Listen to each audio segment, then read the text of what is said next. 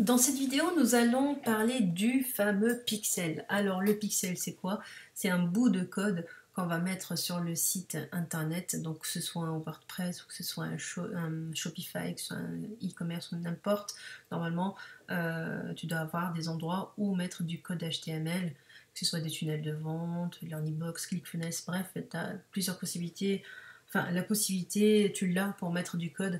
Donc, on va aller installer ce pixel qui va nous permettre de comptabiliser le nombre de personnes qui ont visité le site ou le nombre de personnes qui ont visité certaines pages du site. Il va nous permettre de créer une audience personnalisée pour ces personnes-là. Et puis, il va nous permettre de créer des personnes qui leur ressemblent avec les mêmes comportements, tout ça, quoi. Donc, on va faire des audiences similaires, ce qu'on appelle des lookalikes pour Facebook. Donc là, on va aller concrètement dans Annonce. Donc il faut bien être connecté au compte publicitaire, donc ads.pinterest, pas le compte Pinterest normal. Parce que dès lors on va sur le compte Pinterest, s'il n'est pas lié au compte publicitaire, ça va vous sortir du compte publicitaire. Donc on va aller sur l'onglet Annonce et puis on va descendre plus bas et on va mettre suivi de conversion. Donc là on arrive sur le suivi de conversion. Donc voilà, il nous dit pourquoi installer la balise Pinterest, poursuivre les conversions, mesurer les résultats et développer l'audience. Donc on va faire gérer la balise Pinterest. Très bien, donc là il nous donne notre identifiant de balise, donc c'est un code avec des chiffres. Et puis il nous explique concrètement, c'est vraiment pas sorcier, il nous explique qu'il faut copier le code qui est là. Donc vous voyez bien, c'est un script. On a notre numéro de compte qui est là. D'accord. Donc c'est bien le même compte qui est là-dessus, c'est la même chose. Ok. Donc le pixel chez Pinterest, ça s'appelle un tag. Donc on peut l'appeler Shopify tag. Étant donné que j'en ai qu'un, donc si dorénavant j'en crée d'autres, avec d'autres comptes publicitaires, je les nommerai différemment. Donc copier ce code. Ensuite, il te dit d'installer le code d'événement. Donc ça, c'est un peu plus tard. Pour l'instant, on va d'abord copier le code. Donc, ce qu'il faut faire, il faut aller le copier dans la balise, toujours la même chose, la balise head ou dans le header de ton site internet avant la fermeture de la balise. Donc, on vient ici, je suis sur Shopify, je vais chercher le template.liquid et je cherche la balise qui ferme head, donc CTRL ou commande F. Et je cherche la fermeture du head. Il est là. Hop. Je saute quelques lignes et je colle. Donc voilà, je sais que mon script Pinterest, il est bien là. Il y a le commentaire Pinterest tag. Donc on sait que c'est bien ici et la fin du commentaire Pinterest tag. Donc pour ma part, je l'enlève parce que c'est déjà fait. On fait valider. Et ensuite, on a possibilité d'installer les codes d'événements, ce qui est super important parce que sans code d'événement, on va juste voir les personnes qui visitent le site. C'est juste du page view. C'est juste les personnes qui ont visualisé une page ou des pages. Mais sans code d'événement, ça va être compliqué.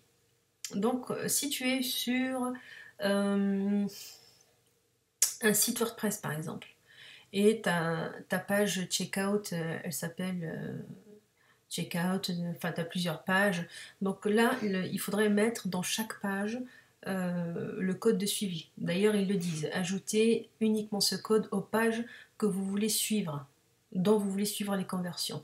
Donc sur Shopify, on n'a pas possibilité d'ajouter ça à des pages. Donc tout ce qui est add to cart et checkout, ça va dans checkout. Donc on va aller dans settings, on va aller dans checkout et tout en bas nous avons additional script.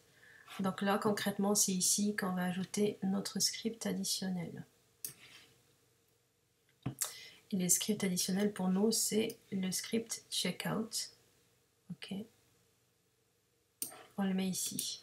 Donc ton tag Pinterest, soit tu l'ajoutes ici, dans l'additional script, soit tu l'ajoutes dans le template. Donc vaut mieux l'ajouter dans le template, comme ça il check tout le site. Et là, c'est simplement tout ce qui est checkout et add to cart. Donc voilà, si tu veux suivre le nombre de ventes qui ont été amenées par ton tag, ou alors ton pixel Pinterest, c'est ici qu'il faut mettre le script qui concerne le checkout. Ok. Après, tu as d'autres scripts à ajouter, mais c'est tellement vague en fonction de ce que tu fais. Tu peux faire par exemple, si tu cherches du lead, tu peux ajouter des tags de lead, mais encore une fois, c'est pas pour le e-commerce, c'est plus pour les tunnels de vente, pour l'Earnybox et ClickFunnels. Là, tu peux ajouter sur chaque page le script qui lui correspond. Une fois que le client et le prospect est arrivé sur la page de capture, est-ce qu'il a laissé son mail ou pas? Donc c'est un potentiellement client, donc c'est un lead. Et une fois qu'il a laissé son adresse mail, il est passé à la page d'après. Donc là, c'est enregistrement terminé. Donc inscription, hop, on le traque avec le truc inscription et ainsi de suite. Mais pour l'e-commerce, ce qui nous intéresse, c'est les add to cart, le checkout et le pixel global, quoi. C'est tout. Donc voilà pour l'installation de la balise Pinterest. J'en profite pendant que je suis sur cette vidéo. On va regarder ce qui peut nous servir.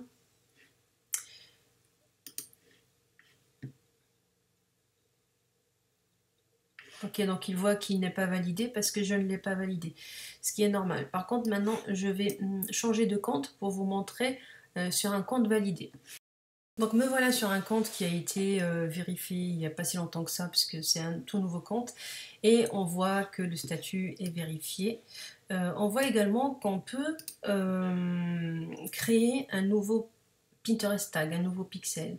Par exemple, tu as le premier pixel que tu prédestines pour un produit et le deuxième pour un autre produit. Parce que là, concrètement, on ne peut pas différencier les gens qui sont dans le pixel. Après, on peut par la suite dire bah, je pour tel produit ou tel produit, mais pour l'instant, je pense que la meilleure solution, c'est par exemple si tu as un blog sur la pêche et tu as un shop sur la pêche par exemple. Donc tu peux avoir deux tags différents sur ceux qui ont été sur le blog et ceux qui ont été sur le shop. Donc là, si je rentre dedans, je vois que le dernier événement reçu par ce pixel, c'était à midi. Donc je rentre dedans, je regarde l'historique. Et donc l'historique, je vois qu'il y a eu tant de personnes qui ont déclenché un événement sur la base du code, donc la base du code, pardon, donc la base du code c'est du page view, et tant de personnes qui ont effectué des achats sur cette période-là, sur les 24 dernières heures. Donc c'est plutôt pas mal. Là, quand tu vas dans Conversion Tracking Only Available for 9 Standard Events, on va rentrer dedans. Ça veut dire qu'il y a du tracking que pour 9 événements. Alors, on est rentré dedans, mais il n'y a pas d'information. La page était introuvable parce que bah, justement, mon compte il est FR, il n'y a pas tant que ça d'informations. Mais c'est pas grave, on va continuer.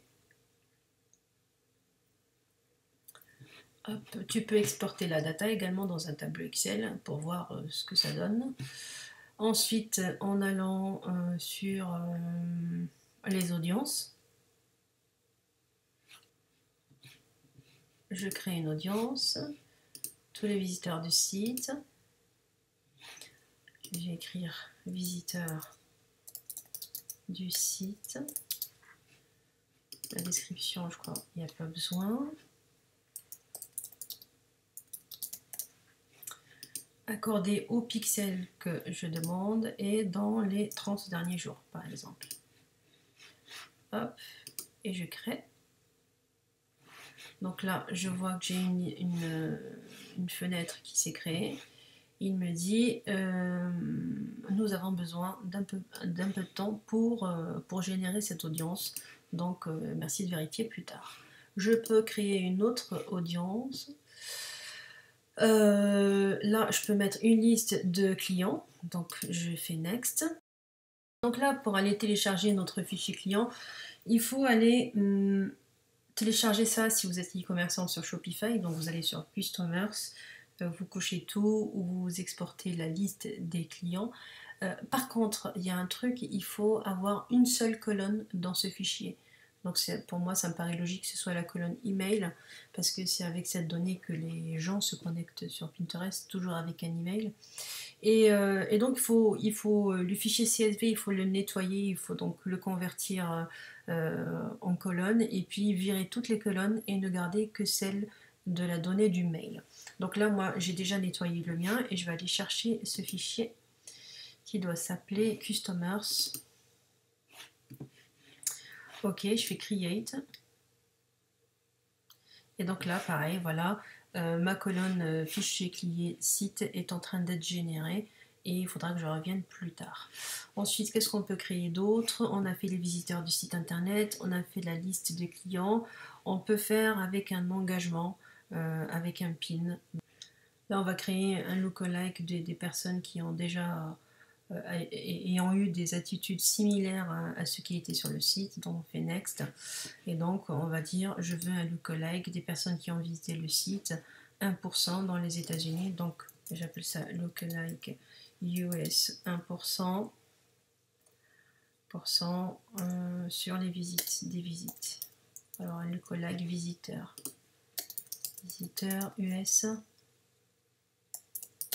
1%. Pas besoin de description, je crée. Et pareil, je peux faire un lookalike des fichiers clients. Donc, lookalike fichier client US 1%. 1% c'est pour commencer, et après petit à petit tu vas commencer à faire du 2-3% en fonction toujours de ta niche ou de ton produit.